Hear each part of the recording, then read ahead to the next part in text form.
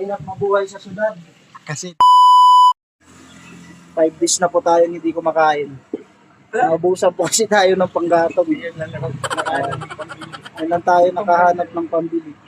Naubos na kasi namin dito yung mga kahoy sa Baguio. Pag nahuli ka, kulong ka dito. Yung sa gilid-gilid namin, naubos na eh. Kaya no choice. Kailangan na natin mag-refill para hindi tayo makulong. Walang pasok ngayon kasi holiday. Tara, maghanap muna tayo ng murang refill ng gas.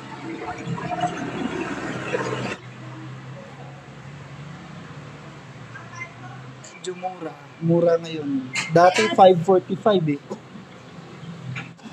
Ay, nakabili na yung mga taga-ila dyan ng gas. Makakakain na kami sa wakas. Mas barato dun sa ubos. Sudan? Mas barato diha.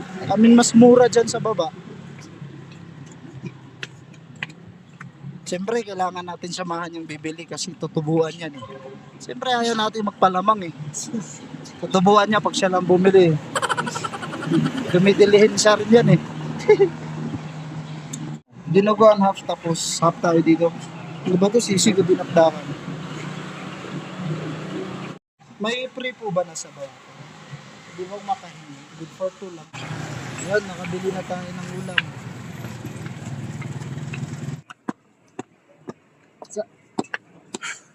Ako naman. ang baja guys, uya maka-play. Kuya? Uya gayon no. Human pa. Mahirap mabuhay sa syudad. Kasi doon na guys, kaya kinuha niya na sa akin. Tsaka pa pulihan ako. Ay, pulisan mo. Mahirap mag-English. 1, 2. Ano?